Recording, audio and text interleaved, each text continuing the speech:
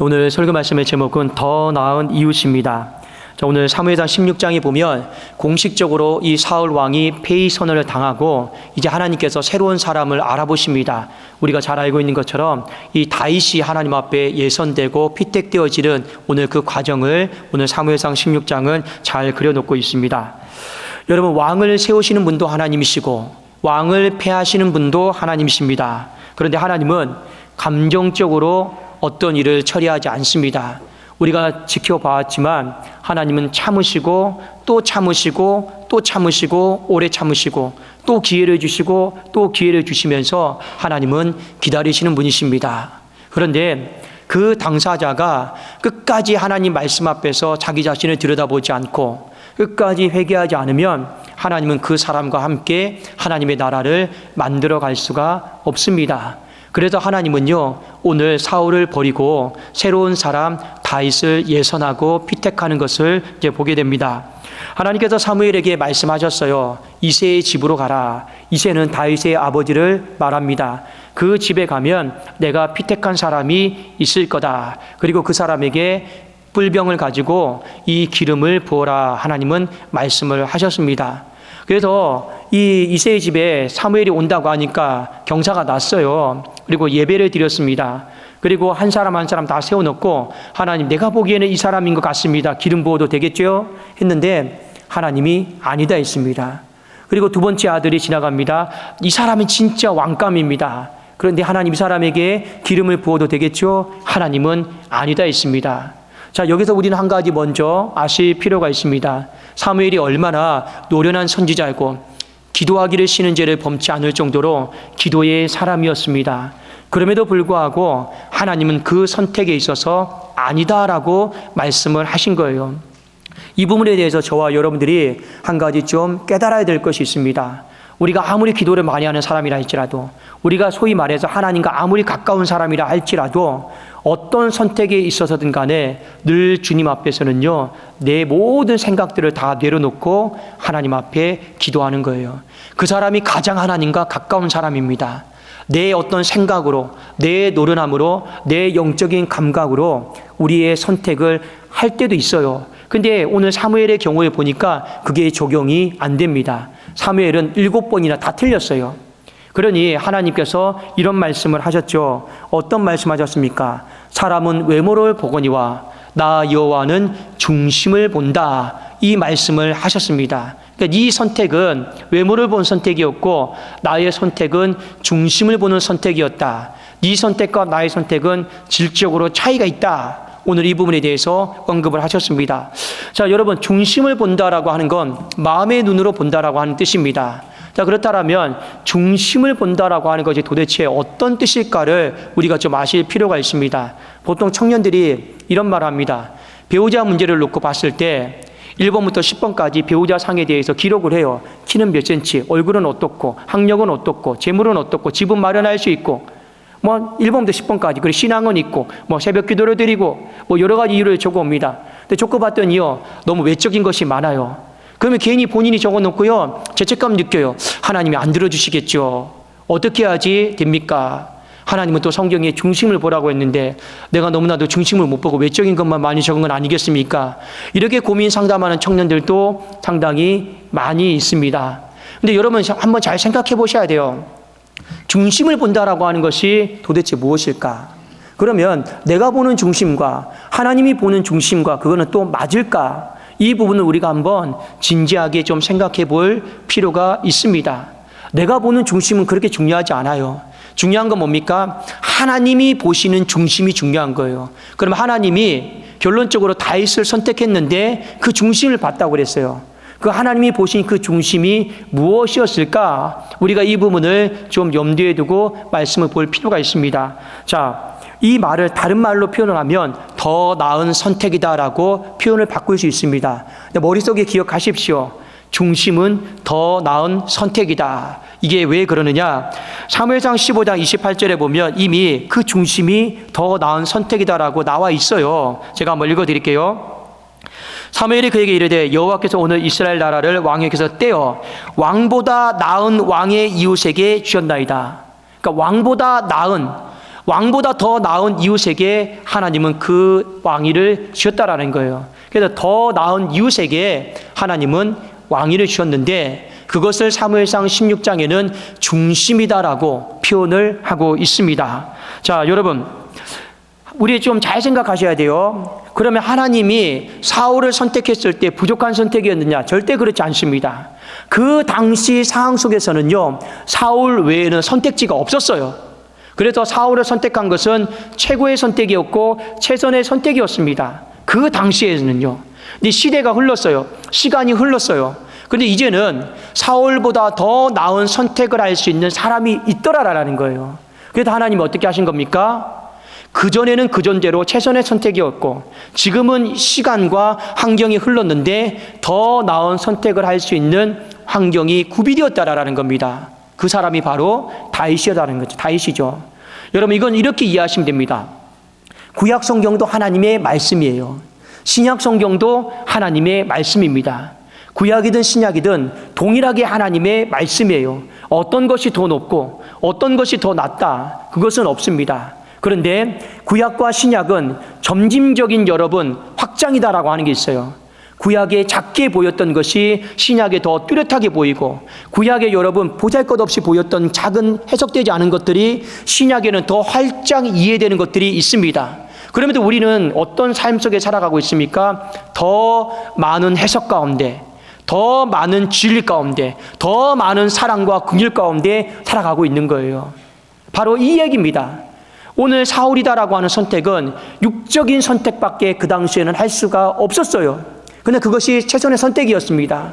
그러나 지금은 하나님이 영적인 선택을 할 수 있다라는 거예요. 그래서 이 더 나은 선택이다라고 하는 것은 무엇이냐? 그 구약에 비해서 신약이 더 많은 이해와 더 많은 사랑을 우리에게 가르쳐 주는 것처럼 사울에 비해서 다윗은 더 나은 점이 많다, 이렇게 우리가 보시면 좋을 것 같습니다. 더 나은 이웃, 더 나은 선택이 바로 중심인데, 과연 하나님께서 이 다윗에게 보신 중심이 뭘까? 우리가 이걸 잘 보셔야 되는 거예요. 이걸 잘 보고 나도 사람을 보았을 때 그 중심을 봐야겠다. 나도 하나님 앞에서 그 중심이 준비된 그런 더 나은 이웃이 돼야겠다, 이런 마음을 가지면 오늘 말씀을 잘 듣는 것입니다. 자, 첫 번째, 하나님 앞에서 겸손이에요. 자, 사무엘상 15장 23절 한번 띄워주실까요? 제가 한번 읽겠습니다. 이는 거역하는 것은 점치는 죄와 같고 완고한 것은 사신 우상에게 절하는 죄와 같음이라. 왕이 여호와의 말씀을 버렸으므로 여호와께서도 왕을 버려 왕이 되지 못하게 하셨나이다 하니, 하나님 앞에서 사울이 가졌던 마음은 거역입니다. 반역의 마음입니다. 완고한 마음이죠. 고집입니다. 여러분, 인생을 살아가면서 죽고 사는 문제가 아니면 괜찮아요. 죽고 사는 문제가 아니면 너무 여러분 거역하지 마세요. 죽고 사는 문제가 아니면 너무 완고한 마음 갖지 마세요. 죽고 사는 문제가 아니면 너무 고집 피우지 마시라라는 겁니다. 사울의 인생을 바라보면 말씀 앞에서 고집이 있었어요. 그 고집이 굳어버렸어요.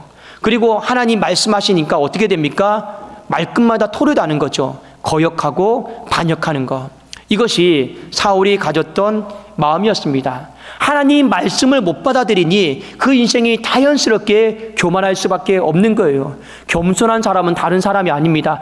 저는 못하는데요. 어떻게 제가 그걸 하겠습니까? 이런 사람을 겸손하다고 하지 않습니다. 겸손한 사람은 하나님 말씀 앞에서 나를 엎드리는 사람이에요. 엎드리는 사람이 겸손한 거죠. 순종하는 사람이 겸손한 거지, 저는 실력도 안 되는데 능력도 안 되는데 못합니다, 이건 겸손과 솔직히 아무런 상관이 없습니다. 자, 이에 반해서 다윗을 한번 보시면 다윗도 죄에 대해서 지적을 받았습니다. 근데 즉각적으로 그 자리에서 엎드려 순종하죠. 사무엘하 12장 12절 13절 제가 한번 읽겠습니다. 바세바와 범죄 가운데 너는 은밀히 행하였으나 나는 온 이스라엘 앞에서 백주의 일을 행하리라 하셨나이다 하니, 다윗이 나단에게 이르되 내가 여호와께 죄를 범하였노라 하며, 나단이 다윗에게 말하되 여호와께서도 당신의 죄를 사하셨나니 당신이 죽지 아니하려니와. 여러분, 죄를 짓는 모습은 다 달라요. 근데 선지자만 달라졌죠. 사울에게는 사무엘이 있었고 다윗에게는 나단이 있었습니다. 그런데 사울은 사무엘의 경고를 듣지 않았고 다윗은 나단의 경고를 들었는데 다윗이 어떻게 회개하는가를 보시면 됩니다. 시편 51편에 보면 그가 정말로 눈물을 흘리며 하나님 앞에 회개하는데 이런 고백을 합니다. 제가 한번 읽어드릴게요. 51편 1절과 4절입니다. 하나님이여 주의 인자를 따라 내게 은혜를 베푸시며 주의 많은 긍휼을 따라 내 죄악을 지워주소서. 물은 나는 내 죄가를 아우니 내 죄가 항상 내 앞에 있나이다. 이렇게 기도하고 있죠. 회개하고 있죠. 여기 보면 내 죄악을 지워달라고 하고 있습니다. 이건요 단순히 내가 잘못했으니까 하나님 용서해달라고 하는 그런 기도가 아니에요. 이 내 죄악이 뭐냐면 반역이다라고 하는 뜻입니다. 히브리 단어로 내가 하나님 앞에 반역했습니다. 내가 하나님 앞에 거역했습니다. 이 사울은 반역했고 거역했는데 어떻게 합니까? 회개하지 않았죠. 다윗은 하나님 앞에 분명히 반역했다고, 거역했다고, 완고하게 고집부렸다라고 인정하고 회개하는 거예요. 그게 하나님 앞에 교만이 아니고 겸손인 거예요. 하나님이 보신 가장 큰 내적인 중심, 더 나은 모습은 바로 말씀 앞에 우리가 반역할 수도 있죠. 거역하고 고집부릴 수도 있죠. 그러나 그것을 지적받았을 때는 어떻게 해야 되냐는 거예요. 즉각적으로 내 반역을 인정하고 거역을 인정하고 회개하는 이 모습은 사울에게도 찾아볼 수 있는 모습은 아니었습니다. 다윗에게 있는 더 나은 모습이었다라는 거죠. 이것이 하나님이 보신 중심입니다. 여러분, 인생을 살아가면서 어떤 사람이 좋은 사람일까요? 말씀 앞에서 빨리 반역과 거역과 고집을 빨리 내려놓는 사람입니다. 이 사람이 하나님 앞에 가장 좋은 더 나은 이웃이에요. 그 사람이 겸손하니까요. 두 번째, 자기보다 백성들을 먼저 생각해주는 왕이었다라는 겁니다. 이 부분에 있어서 더 나은 이웃이었습니다. 솔직히 보면 사울에게 백성은 솔직히 수단이었어요. 우리 잘 아시잖아요. 어떤 일이 잘 되면 내 탓, 안 되면 어떤 수단이었습니까? 남 탓할 빌미였고 그냥 구실이었습니다. 사울만큼 백성을 많이 팔아먹는 왕도 없었습니다. 어떻게 하는 일마다 안 되면 지적을 받으면 다 백성 탓이에요. 남 탓입니다. 남 탓이에요. 제가 지난주에도 말씀드렸잖아요. 한 주 동안 여러분 살아가시면서 말씀 붙들고 사셨습니까? 정말 어떤 일이 벌어졌을 때 정말 내 탓이요 하고 그런 마음 가셨습니까? 아니면 누군가를 타깃으로 삼아서 그 사람 탓이라고 원망하고 불평하면서 그렇게 사셨냐라는 거예요. 말씀 붙들고 잘 사셨습니까? 근데 이 사울이다라고 한 사람은 습관이에요, 습관. 자기 자신을 돌아보지 못하고 이 백성은 그저 남 탓하는 습관이에요. 그리고 좋은 일 생기면 백성에게 어떤 걸 나누는 게 아니라 어떤 사람입니까? 내 공로, 습관이에요, 습관. 그러니까 사울에게 백성은요, 정말 이런 말씀 드리기 뭐하지만 수단에 불과한 거예요. 수단에 불과한 거예요. 그에 반해서 다윗에게 있어서 백성은 그럼 무엇이냐? 하나님이 보시니까 양의 우리에서 다윗을 선택하셨습니다. 이게 무슨 말이냐면 다윗에게 있어서 이 백성은 목자와 양의 관계예요. 울타리 안에 하나의 공동체라라는 거예요. 울타리 안에서 목자와 양의 관계 속에서 하나의 공동체예요. 양은 아니고 목자는 목장이 아니고 서로 신뢰 속에서 그냥 공동체입니다. 그래서 한 번은 이런 일이 있었죠. 사무엘상 17장 34절에서 35절에 보면 다윗이 사울에게 말하되 주의 종이 아버지의 양을 지킬 때 본인이 양떼를 이렇게 쳤다라는 겁니다. 사자나 곰이 와서 양떼에서 새끼를 물어가면 그냥 어떻게 했습니까? 내 목숨이 위협을 받는 것처럼 달려갔다라는 겁니다. 그래서 내가 따라가서 그것을 치고 그 입에서 새끼를 건져내었고 그것이 일어나 나를 해하고자 하면 내가 그 수염을 잡고 그것을 쳐 죽였나이다. 양과 자신은 공동체 안에서 하나였던 거예요. 목자와 양의 그런 관계였습니다. 그러면서 다윗은 한 번도 양 탓을 한 적이 없습니다. 너 어떻게 이렇게 연약해서 물려갔냐? 부모 양에게도 탓한 적도 없습니다. 왜 새끼 양 못 지켜가지고 나로 하여금 이런 수고를 감당하게 시간 빼앗기게 하고 어려운 상황에 처하게 하느냐? 이런 고백을 한 적이 한 번도 없어요. 다윗의 마음에는요, 그 백성은 공동체였습니다. 공동체였고 그 속에서 바로 내 자신과 동일시 되었던 마음이었어요. 그러니 공동체가 기쁘면 나도 기쁜 거예요. 공동체가 아픔을 당하면 나도 아픔을 당하는 거예요. 그런 마음이 사울에게서 찾아볼 수 없는 더 나은 이웃의 모습이었고 중심이었다라는 겁니다. 여러분 기억하십니까? 성경에 보면 내 이웃을 어떻게 사랑하라고 했습니까? 내 이웃을 사랑하라 이렇게 되어 있지 않죠? 내 이웃을 내 몸처럼 사랑하라고 있습니다. 이게 바로 공동체예요. 하나님이 우리에게 허락하신 가장 눈에 보이는 가시적인 공동체가 교회입니다. 그 이웃이에요. 근데 어떻게 사랑해야 되는 거예요? 내 몸처럼. 내 몸처럼. 그 울타리 안에도 동일시하는 마음으로 사랑을 해야 된다는 거예요. 여러분 교회를 향한 복된 마음을 갖기를 원합니다. 교회를 향해서 복된 마음을 갖기를 원해요. 하나님을 향해, 교회를 향해 많이 염려하시고 걱정하시고, 여러분 교회를 바라보면서 더 내가 섬기고 도울 부분이 없는지 그런 공동체의 마음을 잘 가지십시오. 제가 어제 저녁부터 새벽까지 교회 딱 앞에, 현관 앞에 흰 마스크가 딱 하나가 있었습니다. 누구 마스크인지는 모르겠어요. 근데 바람에 날려서 교회 앞에 왔습니다. 어젯밤부터 제가 그냥 주워서 쓰레기통에 넣을까 하다가 그냥 제가 누가 줍는지 한번 봤습니다. 새벽 예배 끝날 때까지 아무도 줍지 않아요. 근데 바람에 날려서 새벽에 보니까 이제 식당 앞까지 왔더라고요. 제가 휴지통에 넣었습니다. 제가 무엇을 했다라는 것을 여러분에게 말씀드리고자 하는 게 아니에요. 만일 내 집이다라고 생각한다면 우리가 한 번 더 신경을 썼겠죠.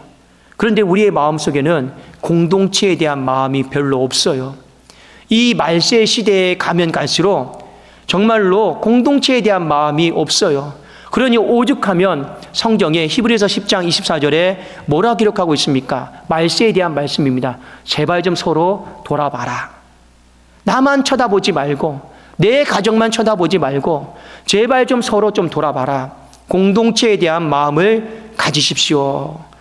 이 부분에 대해서 말세의 때가 되면 될수록 언급을 하고 있습니다.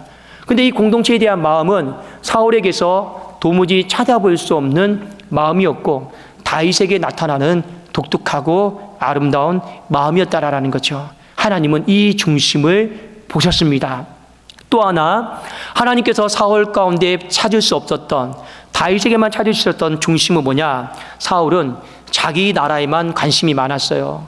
그런데 다윗은요, 하나님 나라를 위해 살아가는 사람이었습니다. 자, 사울은 자기 인생, 자기 나라에만 초점이 맞춰져 있고, 다윗은 하나님의 나라, 하나님의 집에 굉장히 많이 초점이 맞춰져 있었습니다. 자, 근데 두 사람에게는 공평해요. 어떤 부분이 공평하느냐? 하나님이 사울에게도 성령을 부어주셨어요. 다윗에게도 성령을 부어주셨습니다. 더 부어주고 덜 부어주고 이런 것도 없어요.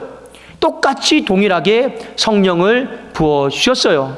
자, 그런데 하나님 앞에 성령을 부음 받았습니다. 하나님 미천을 주신 거죠. 힘을 주시고 능력을 주신 거죠. 근데 그것 가지고 자기 인생 살아가는 사람이 있는 반면에 그것 가지고 하나님 나라를 위해 살아가는 인생도 있더라라는 겁니다. 이 부분에 있어서 더 나은 이웃이었어요. 엄밀하게 말하면 사울은 성령 받아서 바벨탑 쌓은 인생입니다. 그러나 다윗은요, 성령 받아서 어떻게 살아가는 인생이냐? 하나님의 장막을 생각했던 인생이에요. 그래서 사무엘하 7장 2절에 보면 다윗이 광야 생활을 마치고 왕궁에 들어섰을 때 이런 고민을 합니다. 왕이 선지자 나단에게 이르되 볼지어다 나는 백향목 궁에 살거늘 하나님의 궤는 휘장 가운데 있도다. 나는 왕궁에 단열 잘 되는 집에 살고 있는데 하나님의 언약궤는 바람 부는 천막에 있어서 내 마음이 너무 힘들다라는 거예요. 그 인생의 초점이 어디에 맞춰져 있냐라는 거예요. 그리고 이 다윗이 아들 솔로몬에게 이런 유언합니다. 뭐 재산을 너에게 이렇게 물려줄 때 이것도 없어요. 마지막 다윗이 솔로몬에게 물려준 게 무엇입니까? 가장 여러분 눈에 보이는 건 딱 하나예요. 성전 건축 설계도면입니다. 성전 건축 설계도면 그 물려준 거예요. 그리고 솔로몬에게 열왕기상 2장 3절에 보면 내 하나님 여호와의 명령을 지켜 그 길로 행하여 그 법률과 계명과 율례와 증거를 모세의 율법에 기록된 대로 지키라. 그리하면 네가 무엇을 하든지 어디로 가든지 형통할지니라. 말씀을 잘 지키는 것, 아버지의 마음, 하나님의 마음을 잘 아는 것, 거기에 관심을 쏟으라. 그래야지만 하나님의 나라를 건축하고 만들어 갈 수 있다. 이것에 대해서 다윗은 상당히 관심이 많았고 그대로 실행을 했습니다. 그래도 하나님께서 다윗을 총체적으로 평가하실 때 뭐라 말씀하셨습니까? 저는 내 마음에 합한 사람이다. 하나님 보시기에 가장 좋은 이웃인 거예요. 바로 그 표현 아니겠습니까? 여러분, 혹여 오해는 없기를 바랍니다. 사람은 외모로 보거니와 하나님은 중심을 본다라는 말씀이 이 곡해가 되어서 왜곡이 되어서 그러면 하나님은 절대 사람의 외모를 보지 않는가, 껍데기는 보지 않는가, 그런 의미는 아닙니다. 만일 하나님이 정말 사람의 외모도 안 보면 여러분처럼 멋있고 잘생기고 아름답게 만들지는 않았겠죠. 외모 자체에 관심이 없으시면. 그런데 이 말은 여러분 어떤 의미냐면 제가 성경을 조금만 더 첨언해서 말씀드리겠습니다. 사무엘상 16장 12절에 보면 다윗도 잘생긴 사람이었어요. 나와 있잖아요. 이에 사람을 보내어 그를 데려오매 그의 빛이 붉고 눈이 빼어나고 얼굴이 아름답더라. 여호와께서 이르시되 이가 그니 일어나 기름을 부으라 하시는지라. 다윗도 잘생겼어요. 미남이었습니다. 장대. 근데 하나님이 왜 사람은 외모를 보거니와 나 여호와는 중심을 본다, 이 말씀하셨을까요? 아까도 제가 말씀드렸지만 외모를 보는 것이 죄악이 아닙니다. 그게 잘못된 게 아니에요. 단지 우리의 사고가 이 믿음의 눈이 열리기를 바라는 거예요. 구약 시대 속에 갇혀 살지 말고 이제는 성령의 시대가 되었으니 성령의 눈 가운데, 성령의 은총 가운데 살아가야 된다라는 거죠. 그렇게 아니겠습니까? 똑같은 하나님의 말씀이지만 구약의 관점을 가지고 더 이상 해석할 수가 없잖아요. 똑같은 하나님의 말씀을 이제는 신약대로 넘어왔고 성령의 시대로 넘어왔으니 성령이 주시는 계시와 그 조명과 그 해석 가운데 살아가야 된다라는 겁니다. 그 의미 아니겠습니까? 우리에게 육적인 것을 위해 살아가는 것이 나쁘다 하지 않았습니다. 그러나 우리가 이제는 믿음의 사람이 되었다라면 영적인 눈도 가져야 된다라는 거죠. 영적인 안목도 가져야 된다라는 거죠. 그래야지만이 마귀에게 휘둘리지 않고 우리의 인생의 어떤 선택도 더 나은 선택으로 안전한 선택 가운데 갈 수 있다라는 하나님의 말씀 아니겠냐라는 거예요. 그래도 여러분 교회 오실 때는요 최고로 좋은 옷을 입고 오세요. 최고로 좋은 옷을 입고 오세요. 최고로 그냥 아무 옷이나 입으면서 말씀 딱 보면서 하나님은 사람은 외모를 보거니와 하나님은 중심을 본다. 나는 하나님이 내 마음만 알아주십니다. 이건 여러분 잘못 적용하는 겁니다. 아셨죠? 이건 절대 잘못 적용하는 거예요. 여러분 결혼식에 가는 것처럼 여러분 좋은 옷을 입고 깔끔하게 해서 하나님 앞에 화장도 잘하고 향수도 뿌리시고 여러분 그렇게 오세요. 그리고 여러분의 마음의 내적 중심도 잘 준비해서 오시라라는 겁니다. 구약은 못 살면서 신약은 살아가겠다, 이것도 아니잖아요. 구약도 넉넉히 살고 신약도 넉넉히 살아가는 것이 하나님의 오늘 말씀 아니겠냐라는 겁니다. 사랑하는 여러분, 여러분 하나님 앞에서 좋은 이웃입니까? 내 안에는 신앙의 겸손함이 있습니까? 거역, 완고함, 고집 이런 거 말고 신앙의 겸손함이 있느냐라는 거예요. 내 안에는 공동체에 대한 마음이 있느냐라는 겁니다. 교회에 대한 마음이 있느냐라는 겁니다. 내 안에는 내 나라 말고 하나님의 장막, 하나님의 나라에 대해서 얼마만큼 내가 관심을 가지고 살아가고 있느냐라는 거예요. 다윗에게 이 마음이 어릴 때부터 있었어요. 어릴 때부터 있었어요. 축복인 거예요. 제가 왜 이 말씀을 드리느냐? 우리 교회 중고등부에 한 아이가 있어요. 그런데 그 아이가 참 많이 반듯하게 잘 컸어요. 근데 그 아버지가 너무 어렵고 가정이 재정적으로 경제적으로 참 어려워요. 그런데 이 아이가 묵묵히 학교 생활 열심히 하고 자격증 따고 준비하고 불평원망하지 않고 살아가는데, 그런데 오늘 새벽에 나왔더라고요. 그냥 자기 발로 걸어서 온 거예요. 안 봐도 알아요. 엄마 아빠가 너무 힘들어하니까, 엄마 아빠가 너무 괴로워하니까, 자기가 할 수 있는 게 아무것도 없잖아요. 그러니까 그 새벽에 나와서 그냥 저기 은행나무들까지 걸어와서 그냥 예배 드리는 거예요. 그래서 제가 아까 지나가다가 그 얘기를 했습니다. 일부 예배도 드려요. 중고등부 예배 드리고 오찬 예배도 드리고. 제가 그 아이에게 이랬습니다. 안 피곤하냐? 안 졸리냐? 그냥 힘내라고 그랬습니다. 제가 무엇을 말씀드리고 싶은 거 아니? 어릴 때부터 하나님이 주신 거룩한 마음을 가진 아이들이 있어요. 우리 다윗도 마찬가지입니다. 하나님께서 그 어릴 때부터 하나님이 주신 거룩한 마음을 가진 사람도 있습니다. 그 더 나은 이웃에 대한 사모하는 마음을 가지시고 그걸 놓고 자녀들을 위해서 많이 기도하십시오. 우리가 더 나은 이웃이 되면 왜 우리의 인생이 중요하냐? 왜 이게 축복이냐? 여러분, 오늘 사무엘이 왔어요. 근데 한번 이거 생각해 보셨습니까? 예배를 드리려고 왔는데 다윗은 초청받지 못했습니다. 다윗은 양치고 있으니까요. 왜 초청받지 못했을까요? 그 당시 유대 사회에서 이 예배를 드릴 수 있는 적정 나이가 있습니다. 근데 다윗은 너무 어려서 예배를 드릴 수 있는 적정 나이의 축에도 끼지 못합니다. 우리말로 말하면 자격이 없는 인생이에요. 예배 드릴 수 있는 자격조차도 없는 그런 인생이었습니다. 그런데 자격조차도 없는 그런 인생을 향해 하나님은 어떻게 하셨습니까? 나는 저 사람이 너무 탐난다. 나는 저 사람과 함께 일하고 싶다. 그리고 하나님은요, 저 사람이 자격이 있을 때까지 하나님은 다른 선택을 하지 않고 기다리신 겁니다. 우리의 인생도 마찬가지 아니겠습니까? 자격 있는 사람이 얼마나 많이 있겠습니까? 저도 자격이 없습니다. 이 세상 한복판에서 내 자격과 어떤 실력을 가지고 우리가 얼마만큼 잘 살아갈 수 있겠습니까? 여러분, 어렵습니다. 그런데요, 하나님 앞에 더 좋은 이웃이 되면요, 자격 없는 인생이라 할지라도 하나님이 반드시 그 사람을 왕으로 높은 곳에 들어 쓰십니다. 이것이 더 나은 이웃에게 주시는 축복이다라는 거죠.